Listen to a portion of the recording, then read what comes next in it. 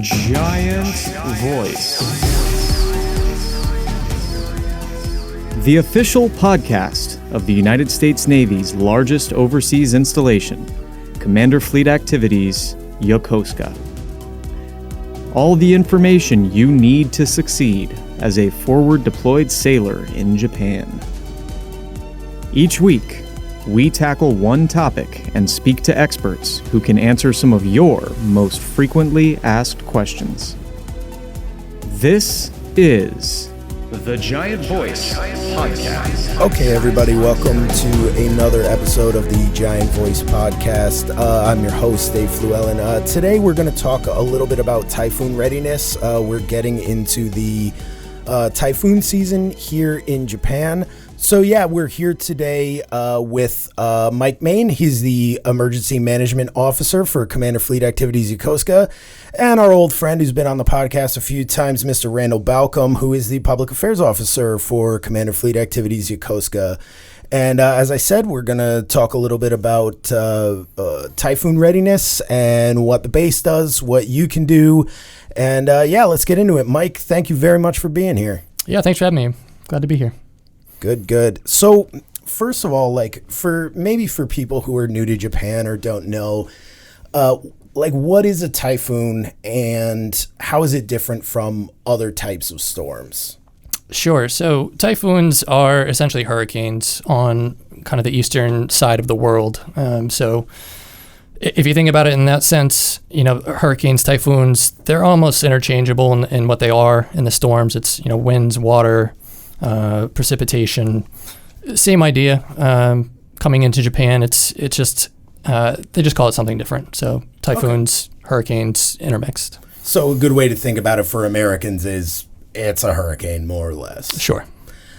So in Japan, people talk about it. Obviously, it's culturally part of Japan, typhoons and this stuff, people hear about it. What is it about Japan and where we are that makes, a proclivity for typhoons to hit here? Sure. So half of it has to do with kind of the temperature of the water, right? So the temperature of the water as you're coming up through the Pacific Ocean, up through the Guam area, up through kind of the Okinawa area, you got a little bit warmer water. So as you get that warmer water, it tends to have more proclivity to develop those typhoons, larger type of storms, as it collects that energy and builds up the heat of the water. I see. So it puts us in a kind of a unique situation here in Japan where we're getting a lot of that typhoon coming up through those areas, hitting some of the cooler water up here and kind of forming these real big storms. So as far as our area here, Kanto region, about how many typhoons-ish do we get hit with in a season? Or is that too drastic? Does that vary too drastically to even say? It varies, definitely. To give you a good number, it's hard to say. I would say anywhere between 10 to 15 storms. Not all of them tend to get named. Usually as they get larger in size and intensity is when they start adding names to them. Right. So not all of them are named storms. Not all of them are going to be, Cat 4 typhoons, huge storms, super typhoons. But I think typically in the range of hurricane season, it depends on the weather. It depends on what's happening. But we usually plan for, somewhere between 10 and 15 storms that we'll see at some point. That have the potential to be impactful or dangerous?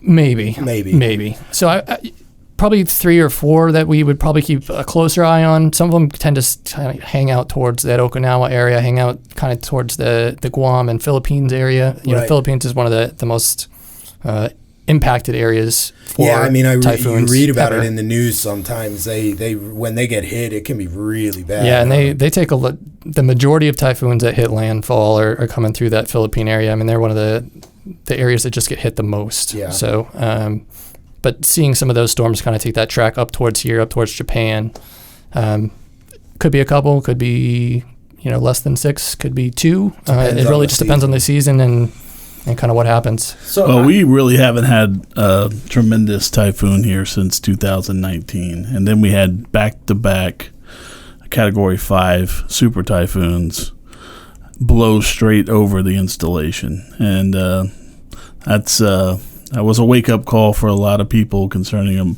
preparation for typhoons. And it's constantly something we look back upon, and how we can be better prepared. With every year, we get new personnel into the base and new leadership at all the commands, all the lieutenant commands. So it's a re-education process about how bad typhoons can be, because it's been since 2019 since we've had a major storm hit Yokosuka directly. What were some of the damage and other things that happened to the base during those storms? Well, we had wind gusts up to 135 miles an hour on the installation. Wow. And we had trash cans from base housing blowing around.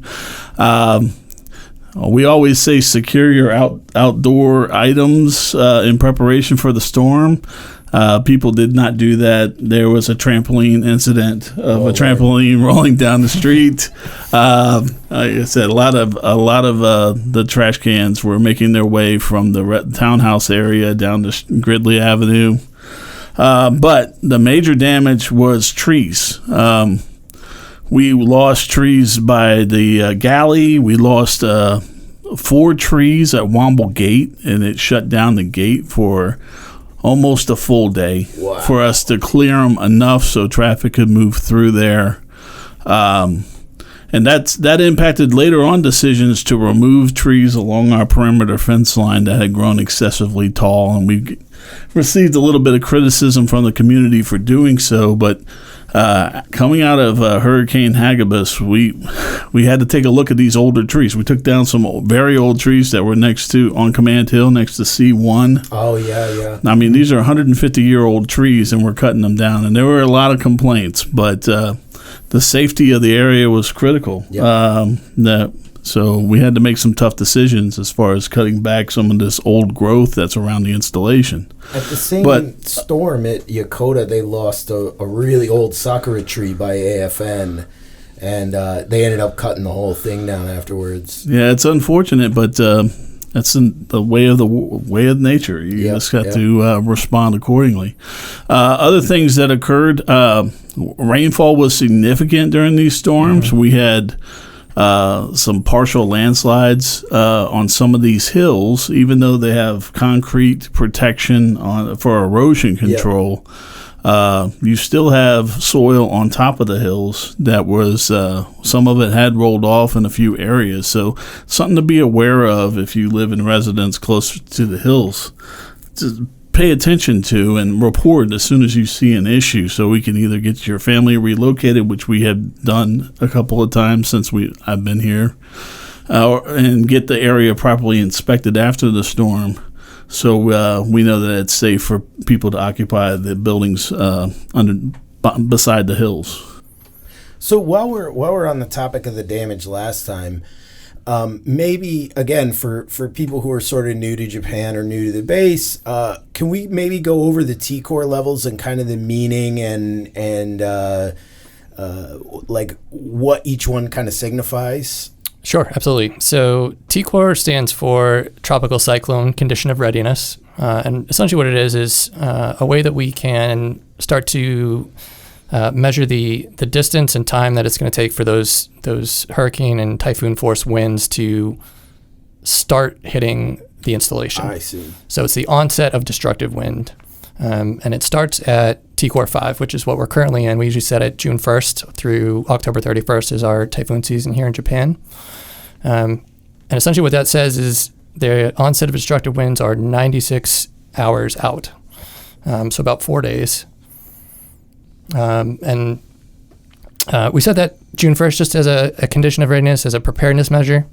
And what that allows us to do is work with all of our tenant commands, work with the departments on base, all of our CFAY commands, to go through their typhoon readiness checklists and just make sure that things are tied down, stuff's put away, that they are ready in case something does start to form that could potentially be 96 hours out.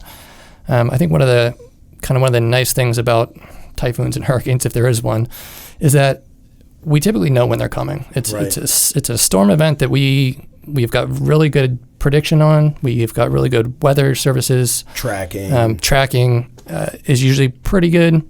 The exact path of the storm and intensity and all that stuff is going to change as it moves, but we have gotten really good at starting to see when they form, where they're kind of moving, what direction they're going.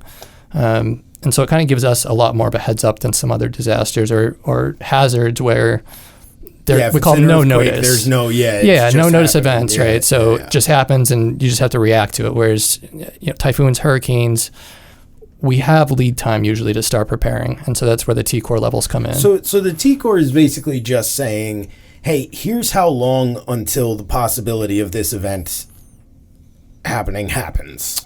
Yes, essentially. Yep. So then we go from 5 to 4 to 3 to TCOR 2 are all 24-hour periods. So it goes 96, 72, 48, 24. Got it.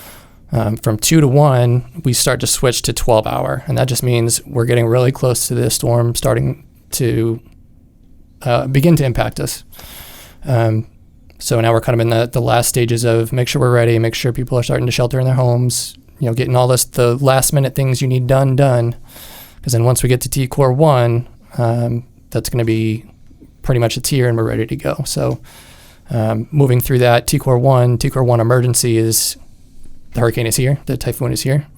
And then moving into T1 recovery, which is it's passed and now we're doing damage assessment and we're making sure that everything on base is okay. We're doing power lines, homes, just a general damage assessment of the base.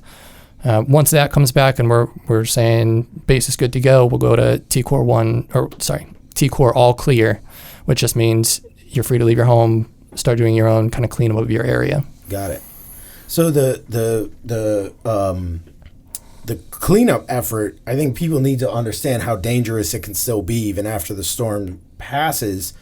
A number of years ago, an acquaintance of mine, it wasn't a close friend, but someone that was in the friend group I hung around with in Tokyo, actually was electrocuted to death by a downed power line after a typhoon. Like almost 40 hours after, was walking down the street and it was in the newspaper and everything. And, wow. and I'm not bringing that up to be macabre, but it's, that I think some people think, okay, storm's passed, I need to get out of my house now, but there's still serious dangers afterwards. And Yeah, absolutely. And I mean, it's certainly, when we say all clear, what we're essentially telling you is we've done our damage assessment. We have not identified any major impacts to the base, or we have and we're starting to take care of them, right? So either way, we've done our quick assessment of the base. This is what we're saying looks good. This is what we're saying doesn't look good.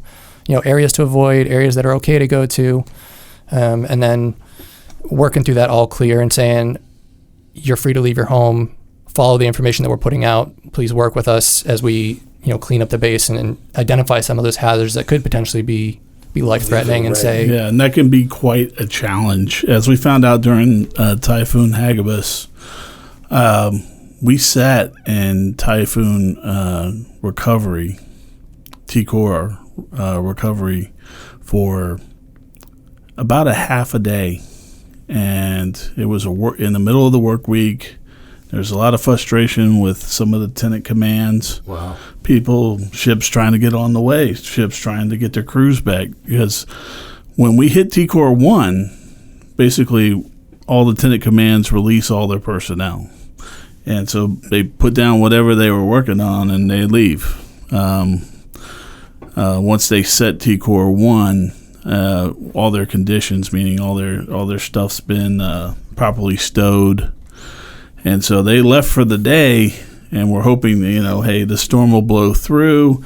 And, the Japanese are very good at recovering from typhoons. Yes. In fact, they will wait till the very edge of the danger zone before they even stop doing what they're doing their normal workday. Yes. And a lot of our off-post residents see this and automatically assume the base is ready to begin operations again. So when we hit that TCOR recovery, you still need to stay put in your homes. Yes, it's inconvenient, but we can't afford to have people out driving around. Getting back to Typhoon Hagibis, the seawall next to Sullivan's Elementary School, they were doing some repair work there, and they had some construction vehicles that were tossed by the wave action coming over the seawall. So we had a front end loader that was pushed over. Wow. We had a little portable office that they put at the construction site that had blown out into the street. There was a lot of things that had to be recovered from before we could allow people to safely enter into the base. And that waiting period can get frustrating because the Japanese have already started running trains again. I'll tell you and they're getting right after it, after the storm. And they're like, why is the base not opening? Now, we never keep people from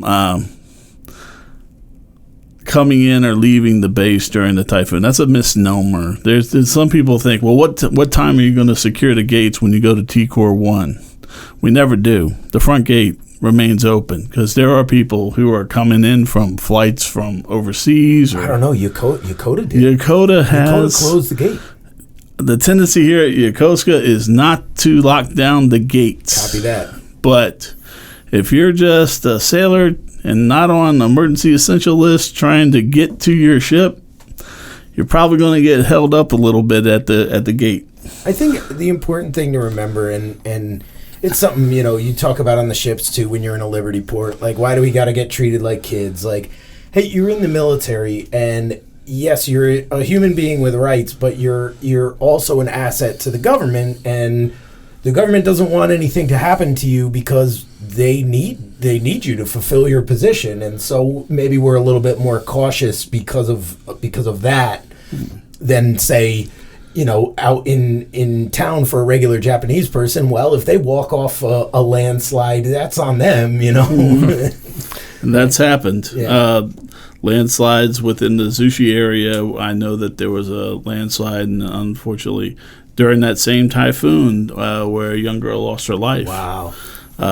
Landslide came down, and it was well after the storm was over. But like I was saying, these hilltops, even though they're protected from erosion control, still can have issues. Typhoon Hagibis, the hilltop nearby the Yoko entryway slipped, and the Yoko exit was closed for about a month. Wow. As they try to recover that area so traffic could flow through there again. So yeah, and I think when you think about typhoons and hurricanes, I think most people tend to think of the wind, right? So it's these big wind storms, and they have these huge 150 mile an hour gusts, like Randy was saying earlier, which is true, right? So it's a wind storm, but the bigger threat to typhoons and hurricanes is typically the water.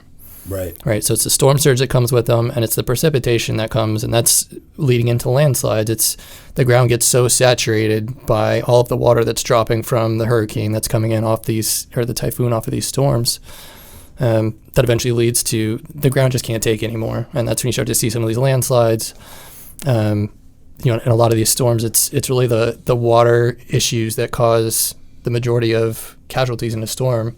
It's not typically related as much to the wind. I'm not saying the wind is not a factor. It certainly is. But the majority, when you look at some of the statistics of past storms, a lot of the casualties are coming from storm surge, from flooding, from heavy rainfall. So for those listeners who maybe grew up in the middle of the country, right? America's a big country. We tend to forget this sometimes. Maybe explain what storm surge is for people who aren't used to living by the ocean. Sure. So storm surge is typically the water that's pushed along with the hurricane. So you imagine the hurricane or the typhoon coming through the water.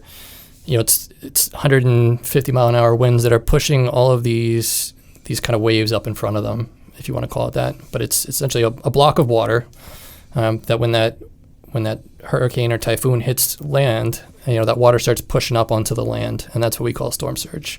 Essentially, it's it could be a couple feet, it could be dozens of feet, it could be very small. It depends, and it's not always associated with the size of the storm either. So a Cat 4 hurricane, doesn't necessarily mean that the storm surge is going to be super huge.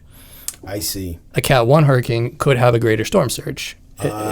So it depends on a lot of factors. A lot of factors. So, but typically, again, it's something that we can kind of predict ahead of time. We can kind of we have storm surge maps that we can show and show some low-lying areas and probably areas to avoid no matter what, whether it's a Cat 1 or a Cat 4 or 2 or 3 or whatever it is. But that's essentially, so when you get that storm surge on top of the rainfall that's coming in, on top of the landslides that are happening, on top of the wind, there's just a lot of hazards that are happening at this one event. Got it. So on that, what is the base? Like, what does CFAY do to keep us prepared for these types of storms? Like, what on the basis side, what kind of preparations? Are there drills? What kind of things go on to keep everybody prepared? Yep. So every year we run a typhoon readiness exercise, and it's really for us to test our notification systems. So being able to push information out to the public, being able to push information to our tenant commands, and also receiving information back from them. So as we push it out and say, hey, we just entered TCOR 5, we're going to 4 in an hour. And these exercises are typically compressed. So we go through TCOR 5 through TCOR 2 in a matter of about 3 hours, which is pretty unrealistic. But when you think about it in exercise sense, we're trying to get it done in a day. So, and essentially what that does, it allows our tenant commands, allows us at CFAY to go through our preparedness checklists, make sure that we're following, our shelter-in-place procedures, and making sure that we're following all of our checklists, making sure that things are tied down, making sure the ship assets are, prepared to either sortie out and get out of the way of the storm, right, and or if they are unable to move, is secure where they are. So, right. So testing that with our tenant commands, with our residents, pushing out our messages through CDNS, our notification system. So hopefully, as we were doing it this past year, people were getting it on their mobile devices and their emails that we were going through these TCOR levels. And then we always just push preparedness messaging. So working with Randy and his PAO team, with other groups on base like the Red Cross, NOAC, the weather service here. Yep. It's just pushing out some preparedness messaging and just saying, our big three are always make a plan, right? Build the kit and stay informed, right? So make a plan with your family. If you know something's going to happen, is where you're all going to meet up. What does the communication plan look like? If you guys get separated, what's your plan there? And just having some of those things ahead of time certainly helps in the preparedness level. Building the kit just means whatever you need for your family. We usually suggest food, water, medicine, money. Anything that you can kind of think of that for your particular family would be helpful. Usually planning for about 3 days worth of kind of being on your own. Right. That's our base level guidance. Is typically 3 days. And then, staying informed is just listen to the messaging, just to allow people to just know what's happening and what the base is doing in response to whatever the hazard is that's coming in. Right. Yeah, we use a number of ways for public affairs here at CFAY to get this emergency messaging to you, and some things to think about. In a TCOR situation. When we go to TCOR 1, AFN Radio mans their studio 24 hours a day. I used to be on that watch. And that's very helpful for me, because if I can get a call into them, an email, a text message, they'll rebroadcast on their AM channel any information I provide them as far as what the base is doing. So a lot of people ask me, it's like, well, I'm not on social media. So, okay. Well, first of all, you don't have to have a Facebook account to look at our Facebook page. Some people seem to think that that's true. It's not true. The other thing is we will be updating command channel 45.1. We will be putting emergency messaging on that channel. So if you're on base, you tune in to channel 45.1 and you can read all of our TCOR messaging. We will attempt to update the marquee as available, but usually that jump from TCOR 1 to TCOR 1 Echo, or TCOR 1 Emergency, sometimes it's hard to get to our updater. Yep. And depending on when it happens, we may or may not update the marquee as you're coming in and out the gate. But we don't want to be out there anymore. Than we don't want to. And especially for those who don't know, the public affairs office is down by the waterfront. So it's not the best place to be in a storm surge. It can get a little hairy. Yeah. I remember during Hagabus, we were making the debate, do we try to update the marquee? And I looked outside and saw the trees leaning sideways in the wind, and I was like, no, I think we're just going to stay We'll be all right. I don't know if anybody's looking at that marquee right now anyway. All right, so, we mentioned 3 days of supply, and you need to think about 3 days of water, not just for you, but your entire family and your pets. Mm-hmm. And we really, it's a gallon a day per person, and that can, if you have a large family, that can be a lot of water you need to have on hand.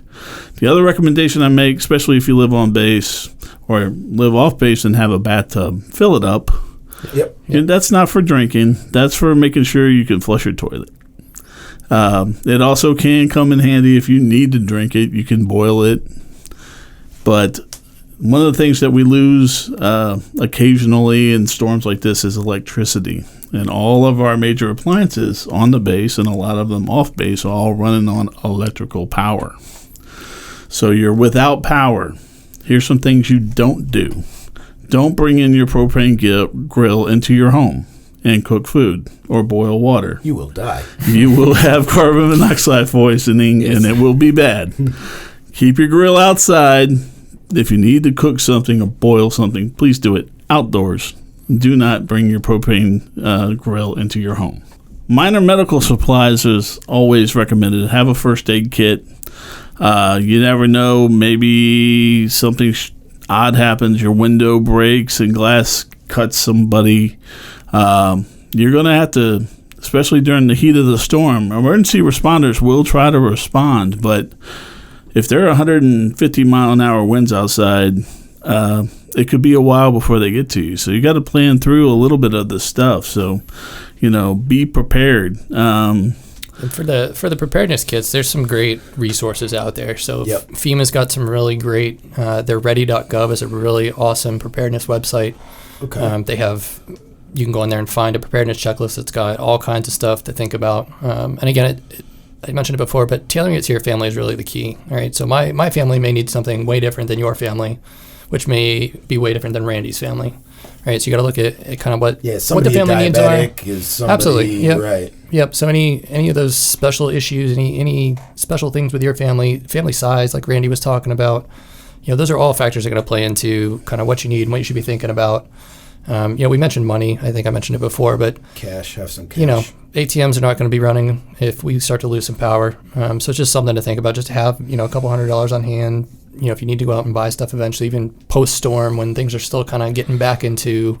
It's good. It's good for earthquakes as well. I know, like my wife always says she's Japanese, as is Randy's wife, and 50,000 yen.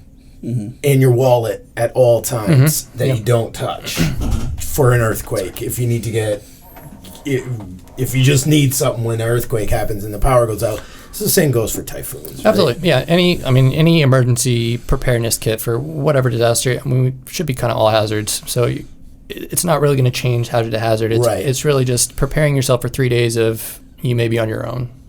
So food, water, medicine, cash, the things I mentioned before. And again, you can go to the ready.gov website. There's a Navy Ready website that's also really good. But each of those you can go into detail on each kind of storm, each kind of hazard there is, learn a little bit more about those. And then there's also, the preparedness checklists that are on there that you can kind of go through and say, do I have this? Do I need this? And it's probably got 30, 40, 50 different items on it if you really wanted to go that deep into it.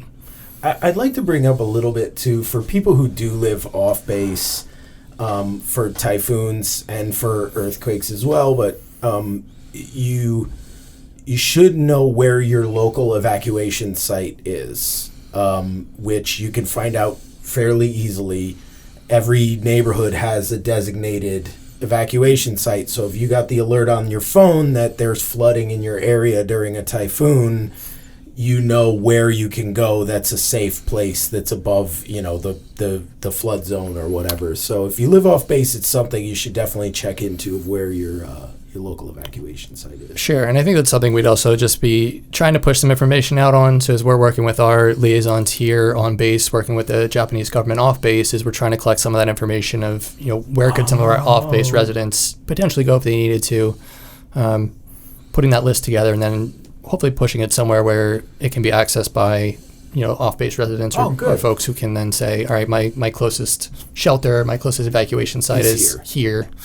Should we need to use it? Awesome. That's great. I know also in the past where there were known areas with probable dangers during a typhoon, we have made accommodations on the installation to support those off-base community members so they could come onto base, spend the evening through in one of our gyms or other facilities just until the storm ends, so they know that they'll be safe throughout. Because the storms can be a little scary if you have not experienced them before. Your windows will rattle excessively at times, especially if you're on the 8th floor of one of our houses. And you have single-paned glass like most of us have here.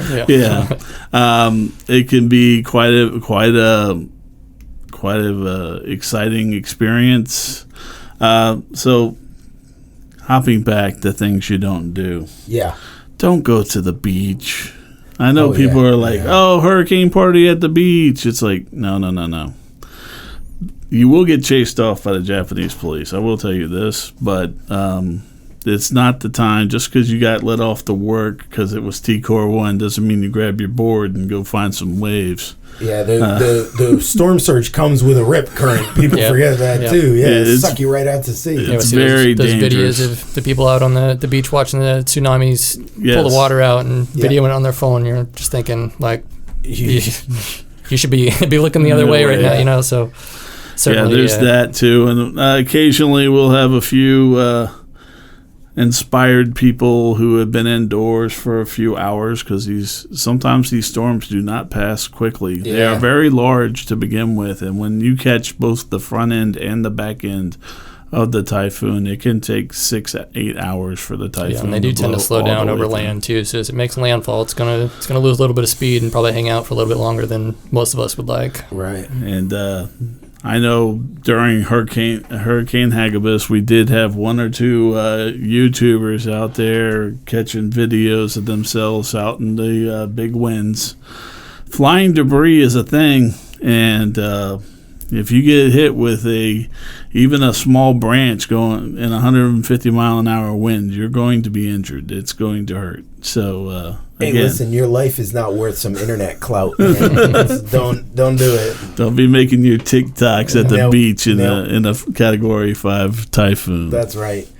That's good information. I'd like to say too, if you go on Japanese Amazon, you can get lots of really easily done food, like emergency ration type stuff that you just add water to, and it all comes compressed, like it's very neat and organized. And you can also get like big battery blocks that you leave charged. And this is a country that's used to disasters. They know what they're doing. So if you want to be prepared, going out to Home Store down there, you can find all sorts of emergency flashlights and all sorts of emergency preparedness stuff. Is easy. Or even in our commissary and our NEX. Commissary does sell MREs, meals ready to eat, military style. Usually shelf stable for about 10 years. Yeah, and you don't have to worry about flushing the toilet after. And you have enough calories in one MRE to survive for a day, I promise you.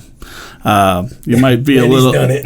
I've done it. I had to do it more than I wanted to in my career. But one MRE will supply you with enough calories to get through a day. You will be hungry, but if you're worried about having 1 million cans expiring on you while you're during your duty here, just buy 3 MREs and you got food for 3 days for you, and 3 gallons of water.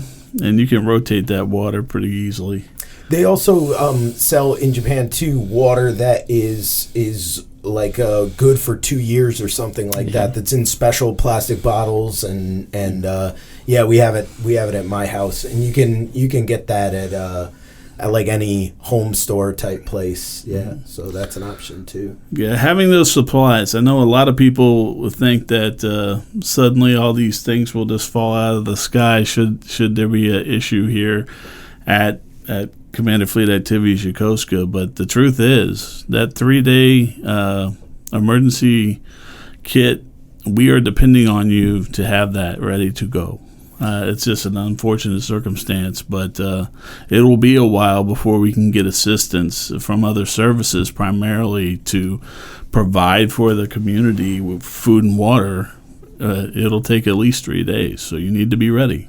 So that I was going to ask, what can people do to prepare? I think we already touched on a lot of it now about, having a kit ready. And like you just said, Randy, it may take some time if something was really bad for us to be able to get services here. So it is incumbent upon everybody to kind of have that kit ready.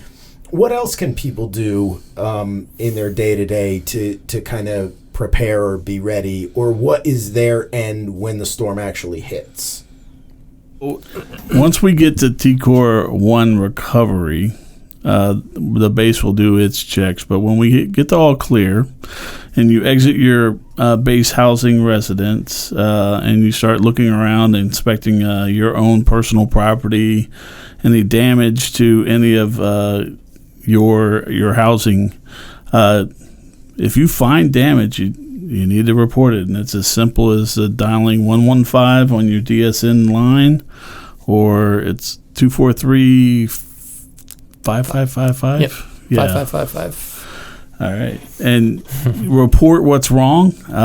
Those are the standard maintenance numbers for all our housing, but that's also where we'll be collecting our reports at the Emergency Operations Center to determine whether we need to maybe go back into recovery mode if something is discovered that somehow we missed on our inspections, but or make other arrangements to evacuate residents to other areas that are safer than their current condition. So during all clear, when you exit your residence and you're looking around for your personal property and you find a maintenance issue with your residence, you can dial 115 like you do for all maintenance issues, or 243-5555. Yeah, and I think that also helps us at the EOC, at the Emergency Operations Center, to help prioritize restoration services, right? So we work with PWD, our Public Works Office. We start getting these reports from residents of potentially areas of base that are more heavily damaged than others, and it really helps us to focus resources at the EOC to start addressing some of those larger issues. So life safety is always a priority. So life safety first, and then property damage is starting to restore some of those issues, and then taking care of some of the more minor. I don't want to call anything minor. Right, everyone's got their issues, but some of the non-life threatening type of events or type of damage that are happening, is we can then start prioritizing those in terms of we have a limited number of resources here, so we're not gonna be able to hit everything at the same time. So we're gonna have to prioritize those big issues and then move into some of the more minor issues across base. So hearing that damage being reported, getting those reports from Public Works, you guys are going to prioritize, helps us triage. helps us just to kind of start triaging, essentially, and responding to some of those issues out in town. So right, can't get something fixed if you don't know about it, right? Correct, absolutely. Cool. All right, well, I think that pretty much wraps it up. If you guys have any questions about TCCOR stuff, Typhoon readiness, anything like that, where to get the information on how to put together a kit, or anything else you want to follow up on, you can always go to the CFAY Facebook page. You can hit us up at yokosukareport@gmail.com. We're always there to answer your questions. So Mike Maine, thank you very much for joining us. We really appreciate it. And Randy, thank you for being here as well. Thank you very much, gentlemen. The Giant Voice Podcast is a production of Commander Fleet Activities Yokosuka Public Affairs Office. The views expressed in this podcast do do not necessarily reflect the policy of the Department of the Navy or Department of Defense. Thanks for listening.